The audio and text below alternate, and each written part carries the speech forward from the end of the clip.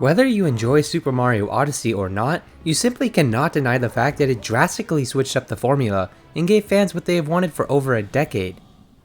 And while the Galaxy games were absolutely fantastic in just about every way, once the second game released, Nintendo really started to change the portrayal of Mario from more free and open world experiences like 64, Sunshine, and to an extent the first Galaxy game, into nothing but linear, course-clear entries. The new Super Mario Bros. Games, 3D Land and 3D World are some great examples of how Nintendo was starting to view Mario's games.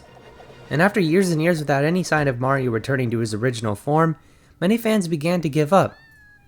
That was until 2017 when Nintendo shocked the world with an experience akin to those first few 3D titles, with the release of Super Mario Odyssey. The hype for this game was enormous, as it was the first true open-world Mario adventure since Sunshine way back in 2002. Even the core thesis of the game relies on collecting Power Moons, just like the Power Stars of old. Odyssey is by far the most open Mario game ever released, as there are hundreds of moons this time, rather than the usual 120 as seen in the previous entries. Nintendo really seemed to perfect Mario's core design, and I think a big part of that is due to the time spent with all the linear games such as 3D World, along with the open games like Mario Sunshine. And in the end, Odyssey simply couldn't exist without those more linear experiences, so it really was a blessing in disguise, even if at the time it seemed like those titles were just soulless cash grabs. Now, I've made a video about 3D World, and if you've seen it, you know how much I adore that game, and how important it is for people to start appreciating it for what it is, rather than what it should have been, because we all know by now, Odyssey took the role of fulfilling the open world experience, so there really shouldn't be any hate towards 3D World, as it really is a fantastic game. But enough about that. How does Odyssey hold up after all this time? Well, let's find out. This game is broken up between separate kingdoms, and unlike the previous games, there really is no hub world here. The Cap Kingdom is the starting area, but you're out of there so fast that it definitely doesn't serve as a hub. Speaking of which, the Cap Kingdom is one of the better starting areas Mario has seen. And one particular detail I found fascinating was the fact that for the first time, basically ever, we don't start in any grassy plains, rather, a black and white ominous world. This place feels awesome to traverse, as it's certainly one of the more unique areas we've seen in a Mario game. It is here where we are introduced to the central gimmick, capturing. By throwing Mario's hat onto an enemy, you can capture them to possess their body and inherit all of their movesets. This idea is absolutely brilliant and incredibly innovative. You can capture pretty much anything, and something I like is how most enemies wear hats, which first must be knocked off before you can capture them. This acts as a technique to give the enemies more challenge, but in a very charming way. My only gripe with this mechanic is how some items that can be captured are incredibly obscure, and can only really be found with sheer luck or curiosity. Take for example, this cactus in the Sand Kingdom. You can't possess any other cactus in the kingdom except this one right here, so if a player throws their hat onto a different cactus, they'll automatically assume that none other in the game can be captured, which will in turn lead to them missing a Power Moon. The ability to become any item or enemy in the game is genius and executed to near perfection, but there are just a few things holding it back from reaching its full potential. So one thing that stopped serving any use at all once the classic era of Mario came to an end are coins. In most games after the classic 2D platformers, coins would still grant players a 1-up, but the life system changed gradually with each new entry in the franchise, and eventually, it got to the point where 1-ups didn't really matter at all, because getting a game over never really had any major ramifications on the player like it did in the first few Mario games. That being said, in Odyssey, coins were given a much better use, that being the ability to buy outfits and Power Moons with them. This gives the player something to look forward to and in turn motivates them to collect every coin they see. On top of that, dying doesn't take away any lives. In fact, there are no lives this time around, as if Mario is taken out by something you simply lose 10 coins. This is a much better system than what was set in place for all those years, and it helps to make the experience much more enjoyable. Now as for the levels themselves, as mentioned earlier, these are broken up into separate kingdoms from around the world. And this may be an unpopular opinion, but I wasn't a big fan of a select few of these kingdoms. So what I'm going to do is go over my favorites first, and then explain why I think a few of these fall flat. For starters, I love the Cap Kingdom as mentioned earlier, as I think it's a brilliant starting area and introduction to the game. But I also love the Sand Kingdom, which is this absolutely massive and open desert. This contains some of the better moons in the game, and I love the progression of a frozen desert into a welcoming location for both the inhabitants and visitors. The Wooded Kingdom is also great, And perhaps my favorite secret in the game is how you can fall off the map, but instead of dying, you're brought into the deep woods, which is super eerie, and even contains a T-Rex stomping around. This place is another massive location, and I love the mixture between technology and natural forest life. It's also cool to see the impact Bowser leaves on each kingdom he visits, such as putting tanks all over the place or some other dark deed. The Lost Kingdom is a location that I've always loved for a reason I can't really explain. There's just something about this lush tropical environment that always stuck with me, and I'm always excited to revisit it on repeat playthroughs. The music here is also one of my favorite songs in the game, which only helps this place become more enjoyable to me. And right after that is the best area in the game, New Donk City. I love this place for so many reasons, but my favorite part is how upon arriving in this place, the whole town is in hiding because these nasty bugs have infested the streets, along with tanks. And this giant Mecha Wiggler is sucking all the energy out of the city, so your job is to traverse through a rundown version of New Donk City, and eventually fight the Mecha Wiggler to save the town and return it to its former glory. There's honestly so much to do here that it can be overwhelming at first, and I love it all the more for it. The music sounds amazing and it's definitely another highlight in the game, and along with that, you can do things here that no other kingdom gives you the luxury of. For example, you can throw Cappy onto this person here and suddenly, boom, you're controlling his RC car. I also love launching myself between buildings and just running around aimlessly having a good time.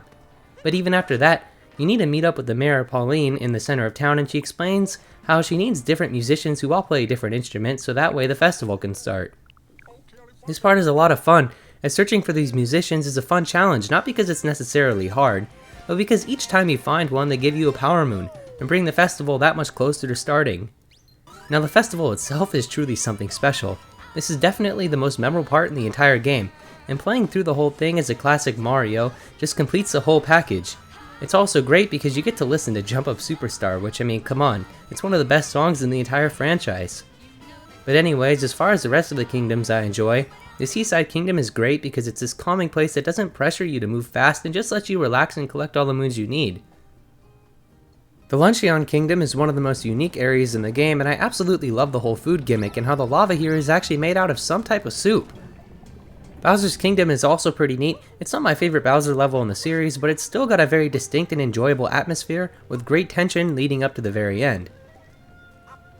Lastly, the final area in the game is the Moon Kingdom, and I love this place because it reminds me of Super Mario Galaxy, which is my favorite game of all time. And I also love the music here, and how the purple coins are actually star bits. So that's it for the kingdoms I enjoy, which was actually almost every place in the game. As for the ones I dislike, the Cascade Kingdom isn't a bad location per se, but I just felt like it was severely underwhelming, and it had so much untapped potential that it actually hurts. I mean, what we got is more than acceptable, but imagine if this place was much larger, with different breeds of dinosaurs to capture other than this one T-Rex. I just feel like a lot more could have been done to spruce this place up, but again, what we got isn't bad by any means, it was just underwhelming to me personally. But next is perhaps my least favorite place in the entire game, the Lake Kingdom.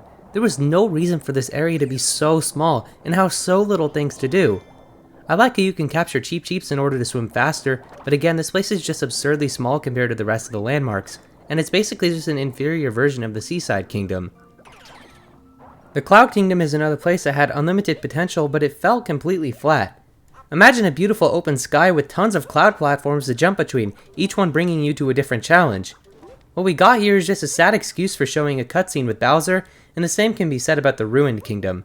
Albeit, at least you can fight a giant dragon here, but I mean, come on, just imagine the potential here. It could have been something truly amazing, but oh well.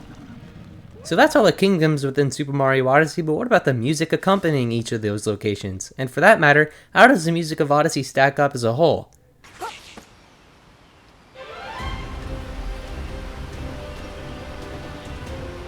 Well, this seems to be a pretty split topic, actually, as some people seem to absolutely adore the soundtrack and others find it to be a bit underwhelming. I personally find myself to be somewhere in the middle, as the songs that are good can be considered some of the best music Nintendo has ever produced, while some of the others are just forgettable. Now there really is no bad song in the game, I mean it is Mario after all.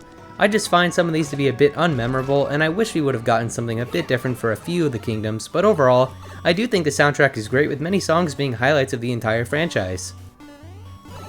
But anyways, now I want to discuss the game's ending, and wow, this certainly does not disappoint. The concept of Bowser marrying Peach on the moon, of all places, is extremely intriguing and a very cool idea. I also love how Mario is a wedding crasher here, as he needs to face Bowser head on, and this final fight is amazing from a spectacle point of view. As far as the gameplay itself goes, I also found it to be enjoyable, and I think this is up there with Galaxy's final Bowser fight as one of the best in the series.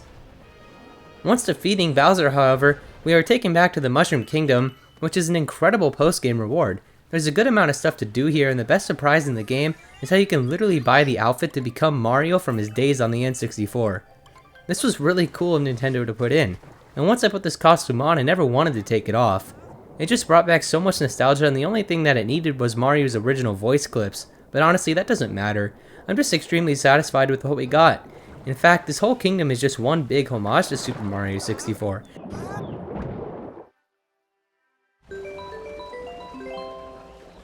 As you can even find Yoshi on top of the castle like you could in that game. But this time, rather than riding him, you become him, and this was a super neat touch that I'm glad they added. Before I wrap things up, I want to talk about the final challenges of the game, that being the dark side and darker side of the moon. Once reaching 250 power moons, you unlock access to the dark side of the moon, which is a pretty formidable challenge, pitting you up against all the Brutals, but with moon gravity and no recovery hearts. I'm not a big fan of this, to be honest, as it just comes across as lazy, since by this point, you would have already fought the Brutals numerous times each. However, once obtaining 500 moons, the darker side can be accessed, and this level acts as the final challenge in the game, similar to the Perfect Run in Champion's Road. And while I think this is a great challenge, my personal favorite is still the Perfect Run simply due to how brutal it is. But the darker side is still super enjoyable for what it is, it's just not as challenging due to the fact that you can find multiple forms of healing throughout the stage. So that's Super Mario Odyssey, the game which single-handedly sparked hope into millions of Nintendo fans from around the world. This experience truly is unlike what we've ever seen from the franchise, and the amount of innovation on display here is nothing short of fascinating. It's staggering how unique Mario Odyssey was able to be, while at the same time feeling like Mario at the end of the day. Everything you know and love is included here, with many more brand new additions thrown in to create an adventure worthy of anyone's time. Speaking of which, thank you so much for your time. I hope you all enjoyed the video, and as always, have a wonderful day, and I'll see you in the next one.